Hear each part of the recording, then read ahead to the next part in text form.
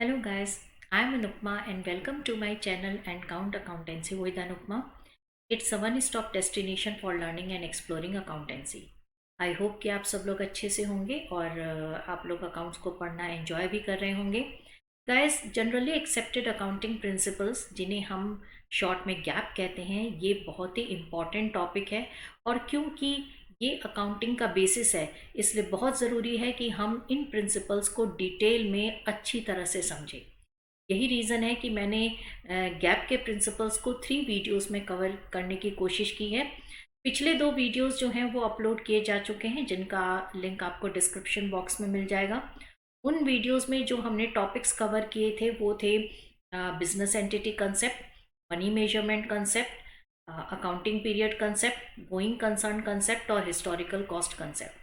Guys, आज के video में जो हम टॉपिक्स देखेंगे या जिन प्रिंसिपल्स को हम डिस्कस करेंगे वो हैं आपका revenue recognition principle, matching concept, full disclosure concept और conservatism concept and materiality concept. तो चलिए सबसे पहले हम देखते हैं रेवेन्यू रिकॉग्निशन कंसेप्ट. देखिए, रेवेन्यू रिकॉग्निशन कंसेप्ट में 2 चीज़ें इंपॉर्टेंट हैं. पहला तो है रेवेन्यू और दूसरा है रिकॉग्निशन. तो पहले हम ये समझते हैं कि रेवेन्यू का मतलब क्या है. देखिए, रेवेन्यू का मतलब होता है वो अमाउंट जो कि गुड्स को बेचने या सर्विसेज को प्रोवाइड करने से रिसीव होता है, या दूसरी इनकम भी हो सकती हैं, जैसे कि आपका इंटरेस्ट है, रॉयल्टी है, डिविडेंड है, ये भी रेवेन्यू है. तो रेवेन्यू में 2 तरह के रेवेन्यूज इंक्लूडेड होते हैं. एक तो है गुड्स एंड सर्विसेज के सेल या सर्विसेज को प्रोवाइड करने से जो अमाउंट रिसीव होगा वो, और दूसरा है आपका डिविडेंड इनकम या इंटरेस्ट है, रॉयल्टीज़ हैं, ये सब. दूसरा जो इसमें कंसेप्ट है वो है रिकॉग्निशन. कि रिकॉग्निशन का मतलब क्या है या रियलाइज्ड का मतलब क्या है. देखिए, जब हम गुड्स वगैरह बेचते हैं या सर्विसेज प्रोवाइड करते हैं तो उसके साथ ही उस अमाउंट को रिसीव करने का लीगल राइट हमें मिल जाता है. और जब ये लीगल राइट मिल जाता है उसी समय हम मानते हैं कि रेवेन्यू रियलाइज हो चुका है. तो इस तरह से रेवेन्यू रिकॉग्निशन प्रिंसिपल जो है वो ये कहता है कि रेवेन्यू को तभी हमें रिकॉग्नाइज कर लेना चाहिए जबकि उनको रिसीव करने का लीगल राइट हमें मिल जाता है, न कि तब जबकि एक्चुअल में कैश रिसीव होता है. तो इस तरह से देखें तो जो क्रेडिट सेल्स है वो तब रिकॉग्नाइज की जाती है जब गुड्स को बेच दिया जाता है या हम सर्विसेज प्रोवाइड कर देते हैं. तो चाहे अमाउंट हमें मिले या ना मिले अभी, लेकिन जैसे ही हमने गुड्स को बेच दिया या सर्विसेज प्रोवाइड की, वैसे ही हमारा ये लीगल राइट बन जाता है कि उस गुड्स के अगेंस्ट में हमें पैसा मिले. तो ये जो है रियलाइज माना जाएगा. उसी तरह से जो दूसरी इनकम्स हैं, जैसे इंटरेस्ट है, रॉयल्टी है या आपका डिविडेंड वगैरह है, वो टाइम बेसिस पे जो है ड्यू हो जाती है या रियलाइज हो जाती है. तो रेवेन्यू रिकॉग्निशन प्रिंसिपल ये कहता है कि रेवेन्यू को तभी रिकॉग्नाइज कर लेना चाहिए जबकि उनको उनका जो अमाउंट है वो हमें वो उनका अमाउंट ड्यू हो जाता है, चाहे वो अमाउंट हमें कैश में मिले या ना मिले. गैस, रेवेन्यू रिकॉग्निशन प्रिंसिपल के कुछ एक्सेप्शंस भी हैं. यानी कि ऐसा भी होता है कि कई बार रेवेन्यू रिकॉग्निशन प्रिंसिपल उस पर अप्लाई नहीं होता.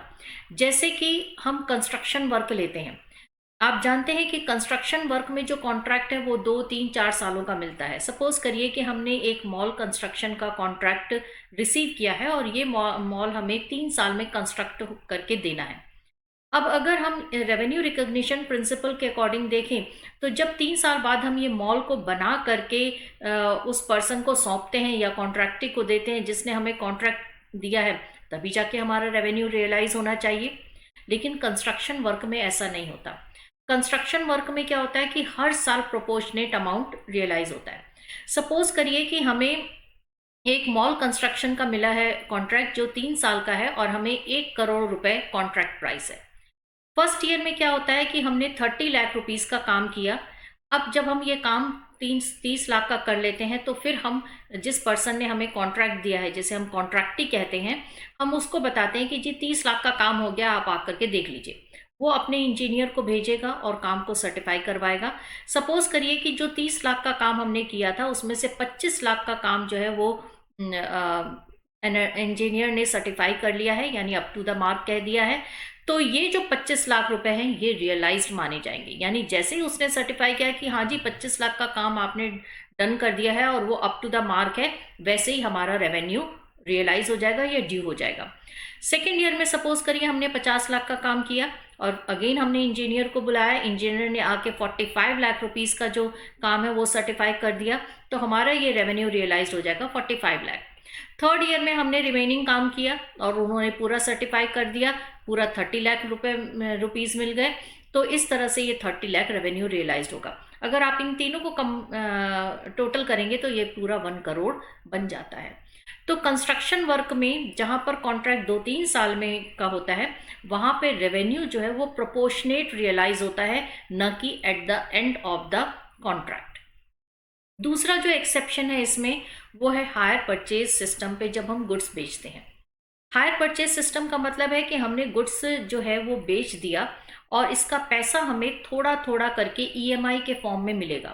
तो हायर परचेज सिस्टम में जो ओनरशिप है वो गुड्स की तभी ट्रांसफर होती है जबकि पूरा पेमेंट रिसीव हो जाए।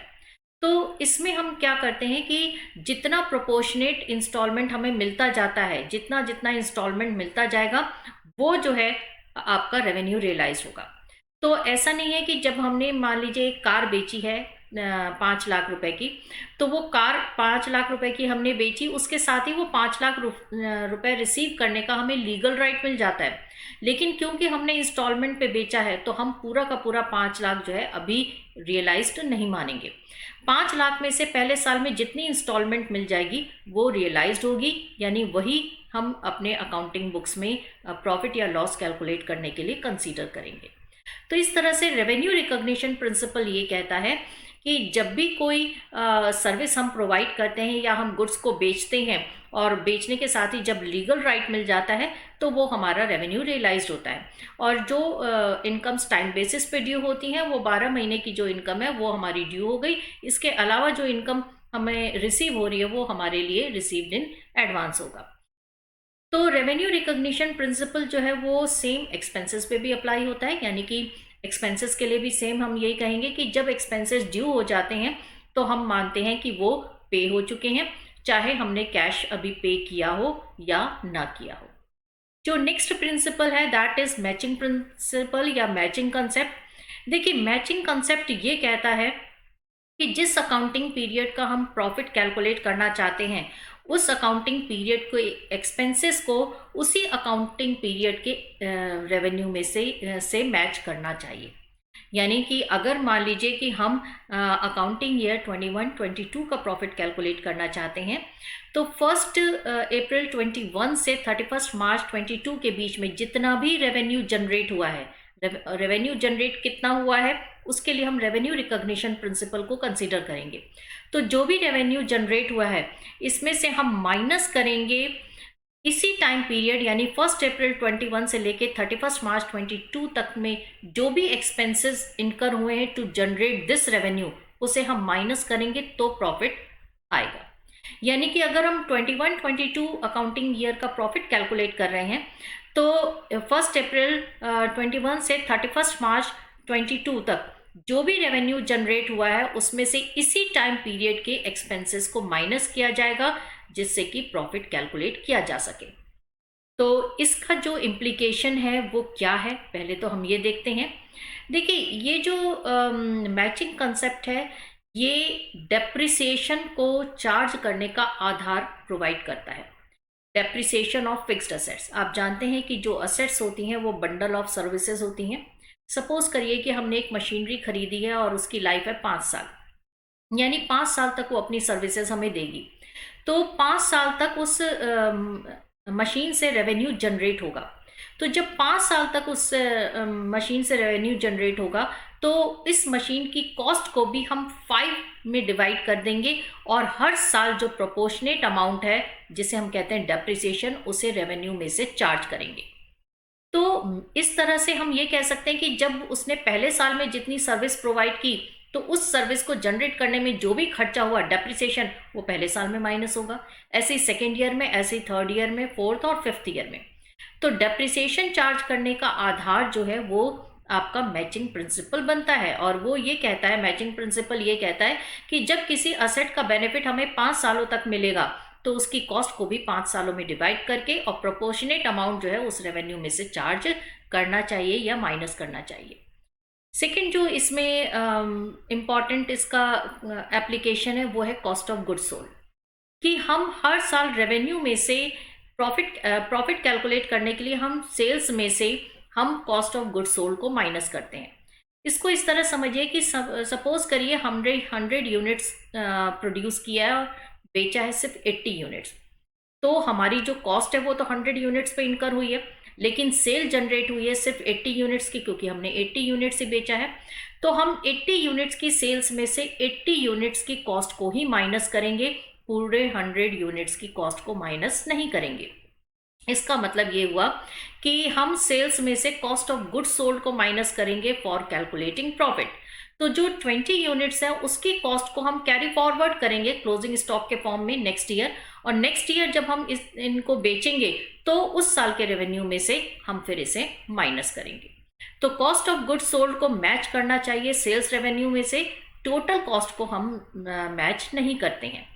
थर्ड जो इसका इम्प्लीकेशन है वो ये है कि देखिए रेवेन्यू रिकॉग्निशन प्रिंसिपल और मैचिंग कंसेप्ट, इन दोनों को मिला करके ही हम प्रीपेड एक्सपेंसेस है, आउटस्टैंडिंग एक्सपेंसेस है, एक्रूड इनकम है या इनकम रिसीव्ड इन एडवांस का एडजस्टमेंट करते हैं। अगर हम बात करें आउटस्टैंडिंग एक्सपेंसेस की, तो ये वो एक्सपेंसेस होते हैं जो ड्यू तो हो चुके हैं लेकिन अभी पे नहीं किए गए हैं। क्योंकि ये ड्यू हो चुके हैं और ये करंट ईयर से बिलोंग करते हैं, इसलिए करंट ईयर में जब हम प्रॉफिट कैलकुलेट करेंगे तो रेवेन्यू में से इनको माइनस करना ज़रूरी होता है। उसी तरह से प्रीपेड एक्सपेंसेस वो एक्सपेंसेस होते हैं जो कि अभी ड्यू नहीं हुए लेकिन हमने पे कर दिए हैं, तो ये जो है आने वाले साल के हैं, कमिंग ईयर के हैं, तो हम इन्हें इस साल के प्रॉफिट कैलकुलेट करते समय इनको कंसीडर नहीं करेंगे, तो उसके रिगार्डिंग हमें एडजस्टमेंट करनी पड़ेगी। उसी तरह से एक्रूड इनकम की बात करते हैं, इनकम जो कि ड्यू हो चुकी है लेकिन रिसीव नहीं हुई है, क्योंकि ये ड्यू हो चुकी है तो ये रियलाइज मानी जाएगी, और जब करंट ईयर में हम प्रॉफिट कैलकुलेट करेंगे तो इसको हम कंसीडर करेंगे for calculating profit. Similarly income received in advance, जिन्हें हम अनअर्न्ड इनकम भी कहते हैं, ये वो इनकम है जो कि अभी ड्यू नहीं हुई है लेकिन रिसीव हो गई है। क्योंकि ये अभी रिसीव हो गई है, ड्यू नहीं हुई है, तो जब ये ड्यू होगी तभी ये रियलाइज्ड मानी जाएगी, तो इसका एडजस्टमेंट भी हमें करना पड़ेगा।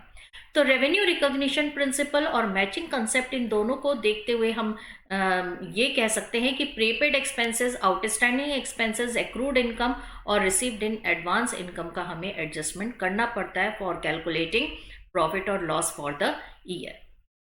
नेक्स्ट जो प्रिंसिपल है that is the full disclosure concept.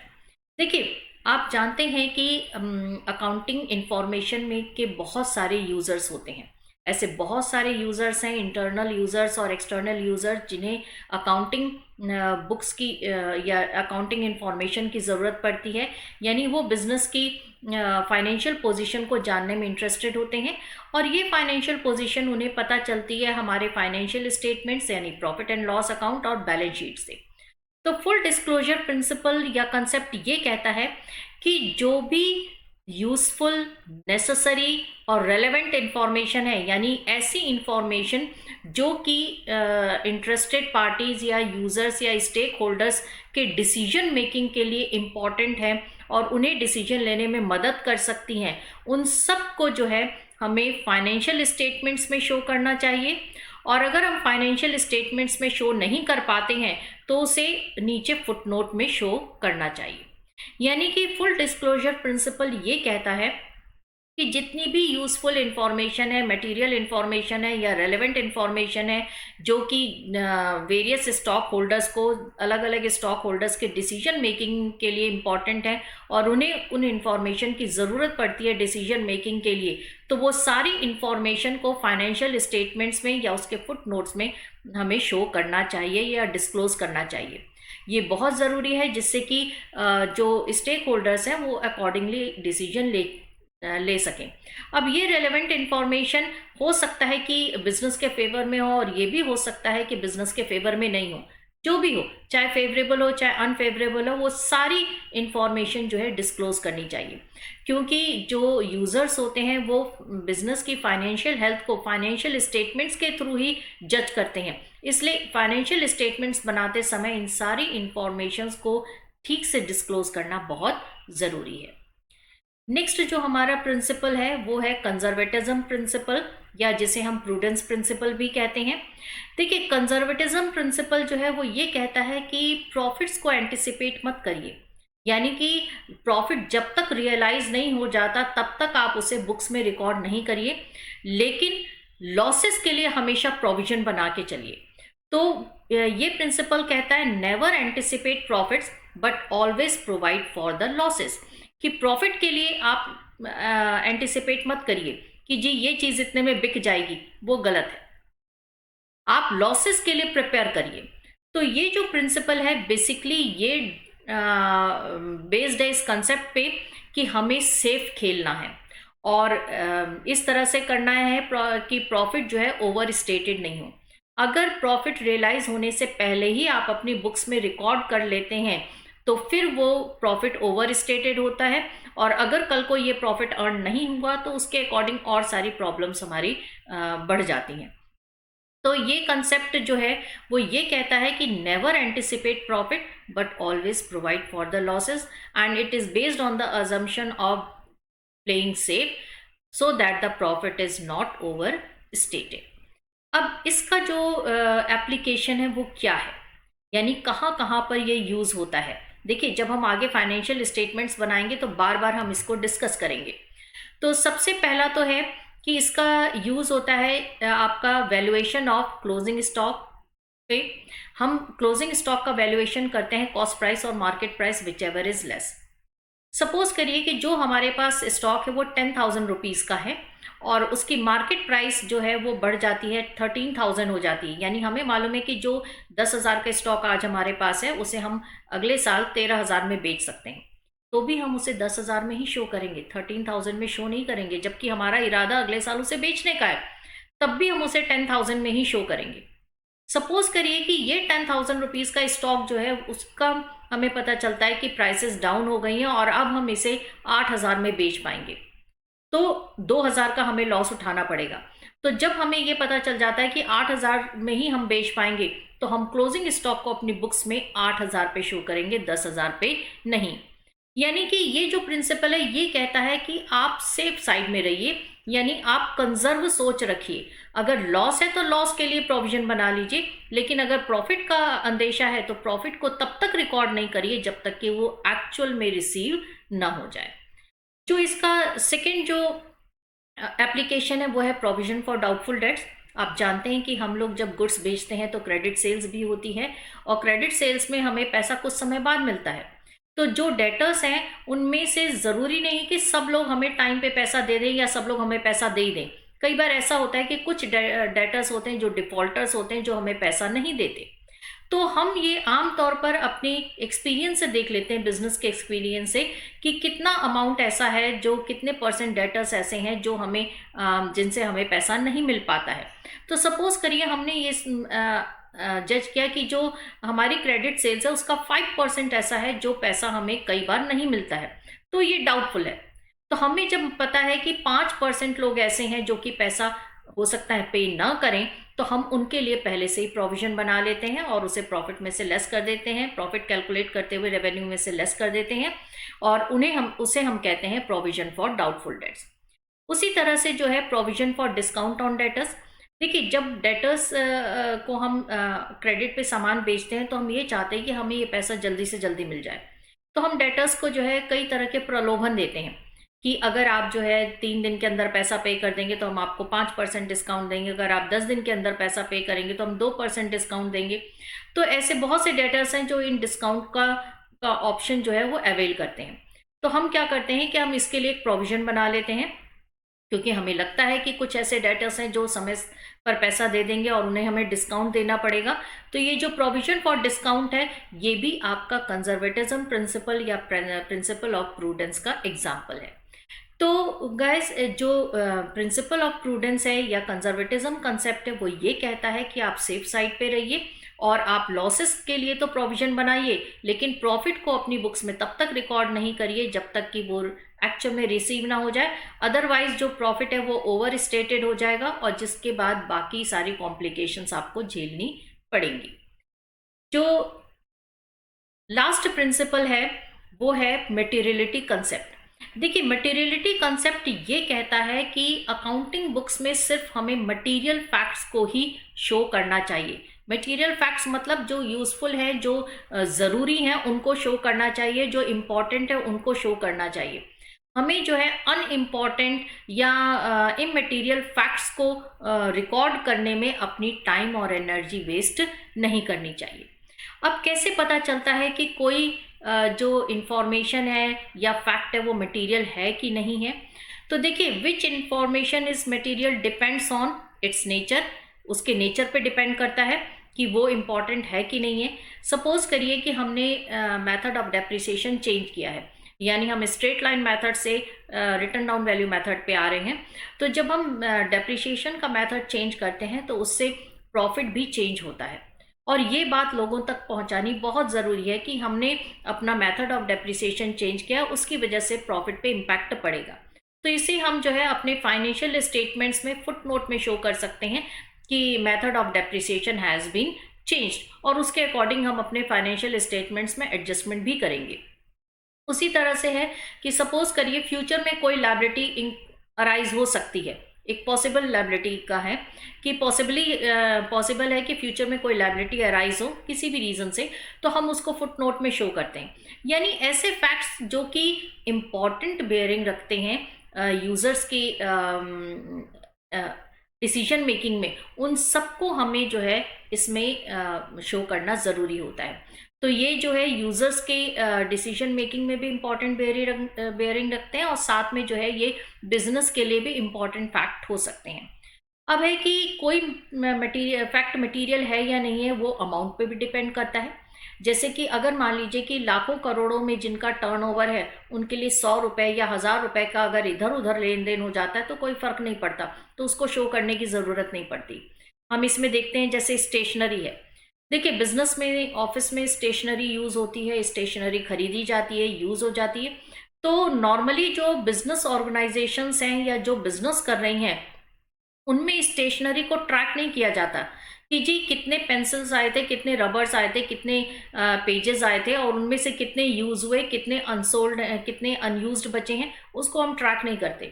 हम ये मानते हैं कि जितनी स्टेशनरी ड्यूरिंग द ईयर खरीदी गई थी पूरी की पूरी कंज्यूम हो गई है, तो हम उसको ट्रैक करने की कोशिश नहीं करते, क्योंकि यहाँ पर स्टेशनरी जो है बिजनेस ऑर्गेनाइजेशंस के लिए बहुत ही छोटा सा फैक्ट है।